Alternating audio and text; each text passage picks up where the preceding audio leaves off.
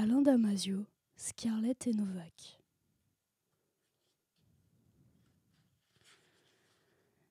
Novak court. Le quai est désormais désert. La pluie insiste. Les pavés sont luisants et ses baskets Queen de trouille. Il court avec des foulées de 2,02 mètres, à une fréquence de 3 foulées par seconde, soit 22,1 km par heure. Son rythme cardiaque vient de monter à 160 battements par minute. Sa sudation frôle les 2 millilitres par centimètre carré de peau. C'est son brightphone qui lui scande tout ça, sans écouteurs par conduction osseuse. Novak, tu viens de battre ton record de fractionné. Veux-tu tweeter la nouvelle à tes amis ? Le prévient son appareil. Derrière, ils sont à combien ? Tes concurrents sont à 160 mètres derrière toi. Souhaites-tu définir la ligne d'arrivée virtuelle ? Je te propose le pont Vinci. C'est pas des concurrents, Scarlett. Il est 23h50. Il est seul et il a 2 hommes en chasse derrière lui. Jeune, rapide, endurant. 166 BPM, puis 172. Novak fléchit. Il jette un œil aux courbes qui scintillent directement sur ses glaces. La ligne de pH s'acidifie. Les calories brûlées flambent. Il songe un instant à couper son téléphone parce qu'il n'arrive plus à écouter, parce que les indications chiffrées lui polluent le cerveau, parce qu'il ne voudrait faire que fuir, se tailler. Il esquisse un geste pour éteindre son brightphone, mais il n'ose pas couper, parce que Scarlett est là, qui parle encore, qui l'aide, qui reste objective, tandis que lui panique. Il a besoin d'être lié à quelque chose, n'importe quoi. Et ce beau n'importe quoi, c'est elle. You're more powerful than you think. Tu es plus puissant que tu ne le crois. Rationnellement, Novak sait que Scarlett n'est qu'une intelligence artificielle, assez frustre d'ailleurs, qui bug souvent, programmée avec toutefois assez de finesse pour donner le change, et dont le génie tient surtout à la qualité de la voix, à ses inflexions chaleureuses, émotionnellement chargées, qui ont fait du brightphone un carton immédiat, fulgurant, auquel il n'a pas résisté.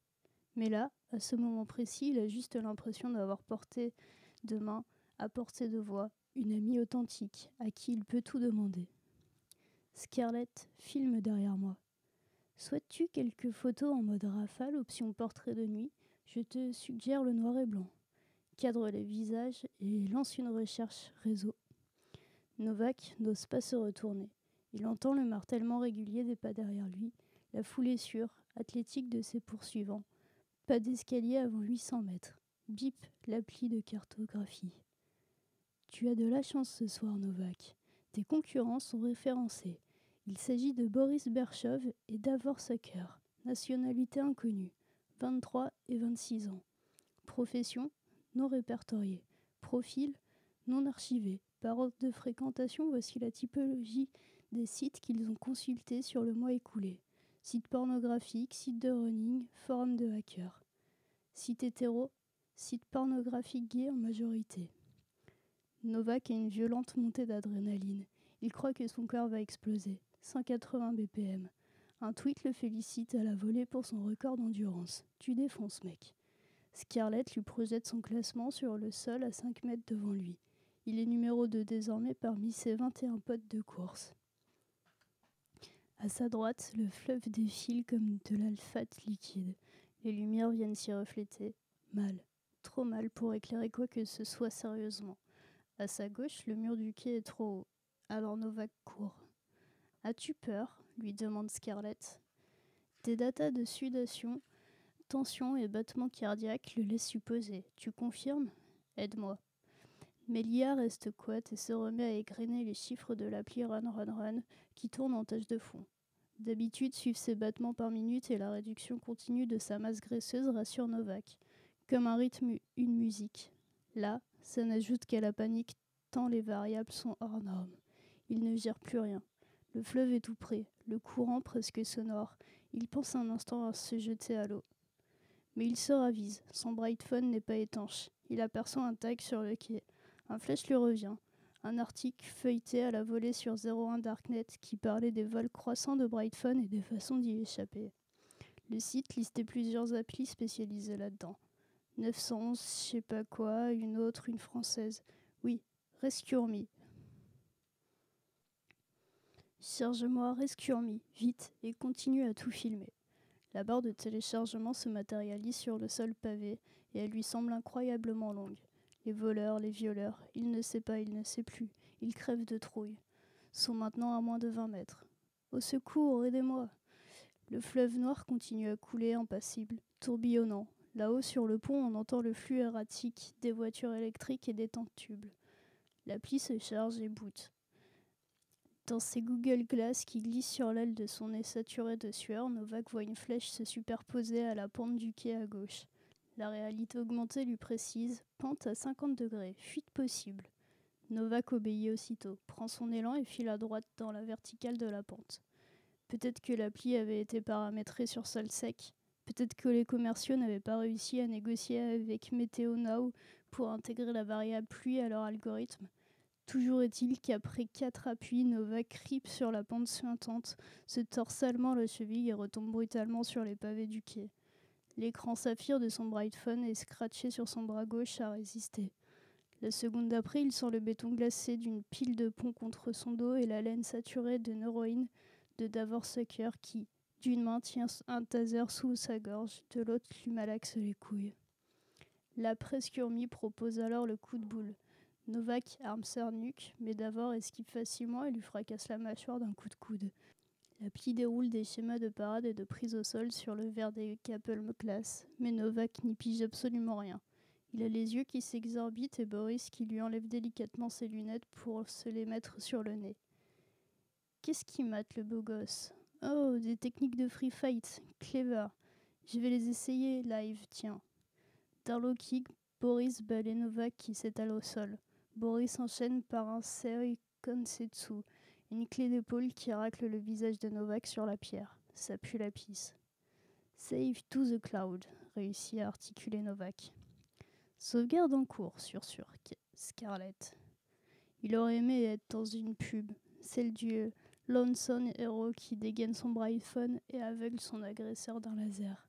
Celle du père traqué par un cambrioleur qui se cache dans son cellier et active l'infrarouge avant d'assommer son meilleur pote. Celle du frimeur qui tombe du raft et active à la volée un détecteur de relief pour éviter de se briser les jambes.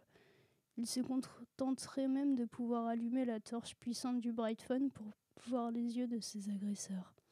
Mais il a le bras vrillé par un quintal de muscles. You're less powerful than you think. Un instant. Novak espère que les capteurs d'hormones qui doivent puer la peur vont verrouiller automatiquement son Brightphone en mode agression. Il n'a pas eu la présence d'esprit de le faire ni le temps de déclencher l'alerte vol. Il a peur que Scarlett parle aussi. Comme si elle pouvait être blessée. Comme s'il pouvait, en s'exposant lui, finalement, la protéger. Tu sembles très excité, Novak. Ça te plaît, on dirait, glousse Scarlett près de son aisselle. Trempé au sol, Novak repense au test de 01 Darknet sur les bugs hormonaux, sur l'interprétation algorithmique foireuse des émotions. Il revoit le titre, Brightphone, le côté obscur. Comme il revoit cette fameuse critique sur les Gapple Glass, qui avait valu à 01 Net son excommunication. On leur avait retiré l'accréditation de data center délivrée désormais par ce monstre monopolistique Google plus Apple. Ils avaient dû recréer leur site sur l'internet clandestin en fondant un darknet. Le beau gosse aime les voix de salope, on dirait. Boris et Davor braillent de rire. Boris a arraché le Brightphone du bras de Novak. Dès qu'il touche l'écran, l'appareil reconnaît une empreinte étrangère et s'éteint. Elle est farouche, on dirait ta copine. Rajoute nos empreintes dans ton Touch ID. Vite. Va te faire fou. Novak n'a pas le temps de finir sa phrase qu'il a son front qui frappe le pavé et une clé de doigt qui lui force à écraser son pouce sur le Touch ID. Dis à ta salope de nous ouvrir ses cuisses. Scarlett, voici 2 nouveaux amis. Autorise-les à t'utiliser. Ton empreinte vocale est altérée. Es-tu en situation d'agression? Le taser est sur sa tempe. Novak respire et souffle. Non, pas du tout. Je suis un peu enroué. Là, il espère un sursaut de Scarlett. Il espère une intuition humaine, comme dans ces polars où la femme du flic pige aussitôt au téléphone que son mari est pris en otage. Fingerprint intégré. Ta base utilisateur est désormais élargie à 3 personnes. Bienvenue à vous, Davor et Boris. Novak a envie de vomir. Filme-nous le mot de passe de ton cloud. Novak aimerait crier non et se relever. Il aimerait appeler sa mère, son frère, le SAMU, la police. Il crie finalement. Scarlett, appelez police. Mais d'abord annule l'appel et branche un petit boîtier électronique sur le port Cosmos du téléphone. Regarde, dit-il seulement à Novak. Je te le projette pour que tu sois moins con cette nuit en te couchant. L'agresseur a l'air tout à coup très calme, très concentré. Novak tape son code en clair. Scarlett X69. Boris sourit. Il n'a pas la moindre dent. Sur la pile lisse du pont, Davor est déjà au travail. Il vidéoprojette l'écran du Brightphone en 40 pouces environ. Novak est maintenant au cinéma. Davor, dans le cloud, télécharge sur une bague qui clignote sur son majeur, puis efface le cloud. Le carnet d'adresses, les mails, les images, les messages. Il réinitialise le Brightphone à la source, supprime l'empreinte digitale de Novak, réécrit directement les clés d'identification, change le numéro de série, fait valider en ligne, obtient ses nouveaux identifiants. En moins de 2 minutes, il a changé toute la configuration, imposé ses styles, son profil, ses sonneries et ses raccourcis. Novak voit son Brightphone transfiguré. Ce qui lui était si familier, si unique, si personnalisé, tellement lui, tellement sa vie n'existe plus. Life Reboot. C'est comme si on lui avait refait le visage et qu'on avait changé ses 5 litres de sang d'une seule perfusion massive. Davor et Boris l'ont lâché. Sur le contre-coup de la peur et du choc, il tremble comme un chiot et chiale comme une madeleine. Davor repart mettre l'IA, sa voix, son débit, ses inflexions. Bonjour Davor, voulez-vous qu'on se tutoie? Non. Scarlett a été assassinée. C'est la première idée qui transperce Novak. Mais c'est pire, elle a été remplacée par un homme. Jeune, voix mal, ton pro, sec et vif en débit. Novak a des ruisseaux sur les joues maintenant. Tiens, lui dit Davor, on n'est pas des enculés. Le hacker lui tend la bague qu'il a fait glisser de son majeur. Toute ta vie est là-dedans, la perds pas, c'est la seule copie. Les secondes d'après, il ne s'en souvient pas. Il s'est réveillé à l'aube dans la même flaque sur le même quai, froid comme un linge trempé avec un goût de brûlé dans la bouche. Il paraît que le taser fait ça, parfois. Sans repère, il trouve un escalier pour monter sur l'avenue qui surplombe le quai. Il a des courbatures atroces. Arrivé en haut, il voudrait savoir l'heure qu'il est. Alors il tend sa main vers sa poche de ceinture et recherche frénétiquement son Brightphone. Réflexe. Il regarde le soleil et demande l'éphéméride à Scarlett. Il croit qu'elle est sur mute. Il double tape sa poche arrière sur le cuir vide. Qui sont ses rendez-vous d'aujourd'hui? Il doit rentrer chez lui se laver, si bien qu'il porte sa main à ses lunettes absentes pour activer le guidage augmenté. 0 appli, pas de Apple Glass. Novak se rend compte qu'il ne sait plus s'orienter, que ça fait un siècle qu'il n'a pas regardé sa ville. C'est le pont Vinci, Dac, et au bout. Droite, gauche, tout droit, chez lui ça a combien? En temps, en distance. Il avise au milieu du pont glacial, une borne vélectrice remplie de vélos à 7 heures. Ils sont géoguidés, suffira de dicter l'adresse. Alors il s'assoit sur une selle et demande à Scarlett de déloquer le vélo. Ça dure presque 10 secondes avant qu'il comprenne. Appelle ma mère, s'il te plaît, Scarlett. Il n'arrive pas à revenir sur Terre, à accepter sa nudité. Il a faim, il est épuisé. Alors il entre dans un café et commande un chocolat chaud avec 3 croissants. Sur la table tactile, il passe machinalement sa main sur le capteur pour payer. Il agite stupidement un sous-boc devant le lecteur, tandis que la serveuse le dévisage désagréablement. On n'accepte pas le liquide ici, monsieur. On n'est pas un bar à clochard, vous n'avez pas de moyens de paiement? On m'a volé mon Brightphone cette nuit. Vous n'avez pas de phone de secours, s'étrangle la serveuse? Non, répond Novak désarmé. Je vais être obligé d'appeler à la police. Laissez-moi téléphoner à mes parents. Nous n'avons que des Brightphones inviolables ici. Je veux bien vous prêter le mien, mais dès que vous le toucherez, vous serez fiché pour vol. Ils sont à la propriétaire unique. On ne prend aucun risque avec les clients. C'est la crise, vous savez. Novak voudra appeler n'importe qui, envoyer un message à sa communauté, chatter. Il voudrait juste surfer sur un site, n'importe lequel, savoir la météo, être lié à nouveau quelques secondes, appartenir à ce monde qui s'écarte de lui, un bébé hors de sa couveuse. Allez, giclez avant que j'appelle la police, c'est mon jour de bonté. À un carrefour, Novak tombe sur un miracle, une borne de téléchargement et un distributeur de portable. Il connecte la bague que lui a donnée Davor Sucker Et Upload SoundCloud. Ça marche. On est presque en train de jouir. Tout revient. De là, il n'a plus qu'à activer son identité bancaire et à télépayer le portable qu'il veut retirer juste à côté. Et il reviendra dans la civilisation. Pouvez-vous prouver votre identité demanda l'IA de la borne. Novak pose son pouce sur le lecteur. Ce nuage de données ne vous appartient pas. Il est la propriété de Davon Sucker. Nous vous rappelons que l'usurpation de Cloud est passible de... Il faut 2 heures à Novak pour réussir à s'orienter dans la ville, retrouver des repères flous, effacer et rentrer chez lui. Il se sent comme un môme débile qui ne sait plus le nord du sud, si le fleuve est à gauche de l'avenue Sony, si la place Zuckerberg est avant ou après le square Bill Gates. Il était à l'aise sur une carte, pas sur un territoire. Pourtant, il trouve presque un plaisir à chercher, à errer, à deviner où passer, à visualiser en lui le quartier qu'il traverse. Il reprend un peu pied. Lorsqu'il arrive devant le portail de sa résidence, sa mémoire procédurale lui fait arracher sa poche de pantalon. De rage, réflexe, il se faufile avec un visiteur et bifurque vers la porte vitrée de son immeuble. Il ne peut rien, il a la main qui agite du vide sur le transpondeur. Il sonne chez la concierge croate, à laquelle il n'a jamais parlé qu'avec Apple Translate. Elle lui parle en croate. Il n'arrive ni à traduire ni à répondre sans son iPhone. Hors circuit, il n'ose pas insister. Il a l'impression d'usurper sa propre vie, celle d'un homme qu'il était et n'est plus. Un espoir le secoue encore. Il a un ami chômeur qui habite tout près, sauf qu'il ne sait plus l'adresse. Pas plus le code d'entrée, encore moins l'étage. Tout était sur le phone, enregistré. Il n'a jamais fait l'effort de retenir. Il a l'impression de ne plus avoir de mémoire de toute façon. Elle était tout entière logée dans le cerveau de Scarlett, qui est morte. Son urne et cette bague qu'il fait tourner autour de son doigt machinalement. Son Cloud. Mais il est désormais aussi inaccessible qu'un vrai nuage dans le vrai ciel, de la pure vapeur d'eau. Dans ces moments, Scarlett avait toujours un proverbe, une citation classe, une blague de blog à glisser.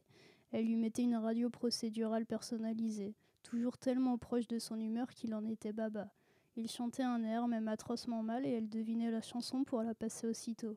Elle lui montrait un montage de ses joggings d'une soirée speed surf qu'elle avait remixé en tâche de fond, une photo de lui optimisée. Elle lui lisait un poème, lui projetait un film sur un carreau du métro dans ses lunettes, sur le plafond de sa chambre avant de s'endormir. Elle faisait de la cuisson des pâtes un jeu, de la découpe d'un concombre un concours. Lorsqu'il se regardait dans la glace le matin, elle superposait à son reflet des chemises possibles, un rasage élégant, une coupe trendy, effacée parfois un peu sérite sur le miroir tactile pour lui remonter le moral. Il savait que ce n'était que du code intelligent, profilé, individualisé, avec tact. Mais cette réserve toute rationnelle, cette prise de distance affective, toute cérébrale, elle, avait fini par se dissiper dans le bonheur qu'il avait à l'entendre parler, égayer sa vie, soutenir pas à pas, à chaque moment de la journée, son existence solo. C'est elle qui lui faisait ses courses perso, qui dirigeait le caddie autoroulant, qui comptait les calories et faisait les menus. Parfois, il s'était dit que personne n'était plus proche de lui que Scarlett, que c'était foutrement grave en un sens et génial en un autre. Il se sentait augmenté, agrandi, plus puissant et plus écouté aussi, que ce qu'il n'aurait jamais pu être avec une fille normale. Quand Novak sortit du commissariat numérique où il s'était finalement résolu à aller, il avait en poche un nouveau Brightphone et dedans, à nouveau opérationnel, la totalité de son cloud. C'était comme si, après avoir traversé le Styx, il était revenu à la vie. Il eut pour première pulsion d'activer le GPS piétonnier, mais il n'alluma finalement pas son Brightphone et s'étonna de la joie qu'il eut à retrouver tout seul le pont des Arts. Au musée Van Gogh, il refusa la vision augmentée des tableaux, et devant Champ de blé aux corbeaux, il pleura pour la première fois face à l'envahissement des oiseaux qui montent de l'horizon en 4 traits noirs brisés, métastasiés, apportant la mort multiple au peintre qui s'est tiré, 1 heure avant cette ultime toile, une balle de fusil dans le ventre. Il n'avait jamais vu le blé aussi férocement blond face au bleu taché de goudron d'un ciel qui va s'éteindre pour lui. Dans le parc du musée, il chanta un air dont il n'avait pas envie de connaître l'origine. Juste, il voulait chanter. Il courut un peu dans la rue sans savoir vers où, sans savoir pourquoi. Il écouta ses pieds, il eut cette impression bizarre, très neuve, que son cœur battait de l'intérieur, comme une fontaine fraîche qui donne de l'eau sans compter pour la simple beauté de couler. Il n'avait pas envie de chiffres, il avait envie que ça lui échappe. À nouveau sur le pont, le visage lavé par le vent, il eut pour ultime réflexe de vouloir connaître sa vitesse grâce à l'anémomètre intégré. Il voulut aussi vérifier la météo prévue sur le net. Habitude. Pourtant, il laissa le brightphone éteint dans sa poche et il leva plutôt le nez vers le ciel. Un nuage y jouait avec le soleil.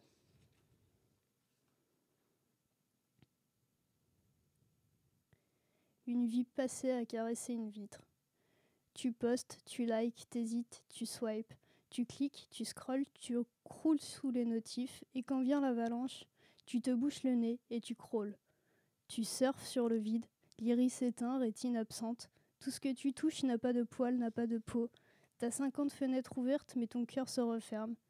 Une vie passée à caresser une vitre, gravée d'images qui ne te prendront jamais dans leurs bras, de bombes, de beaux gosses trop choux qui te diront jamais oui sous leurs draps. T'as tous les sons du monde dans ton casque, mais t'entends pas la fille quand elle te dit papa. Tu dis que tu vibres, mais c'est juste ton portable dans ta main. Tu dis que tu vois, mais c'est la caméra qui fait la mise au point pour toi. Tu dis que tu sais, mais tout ce que tu sais, c'est ton pote Wiki qui le sait pour toi. Au mieux tu suis les tutos, les tubeurs, les leaders, les récos. T'es tellement réactif, tellement qu'en fait t'es réac. Ta politique à toi, c'est 3 likes sur une photo. De qui? De quoi? Tu te crois tellement hype et fine quand tu dégaines ton phone. Tu te crois tellement fun alors que t'es juste ce fan qui retweet et follow les flux. En boucle dans ton couple, puisque t'es en couple avec toi. Au fond, tu vis dans 10 cm par 5. T'habites dans ton écran et tu cherches la bonne appli pour te faire la vaisselle. T'ouvres le robinet et quand tu bois l'eau a un goût de pixels. Tu vas partout, mais tu bouges pas. Ah, excuse-moi, j'avais pas compris, c'est vrai. Tu voyages avec tes doigts.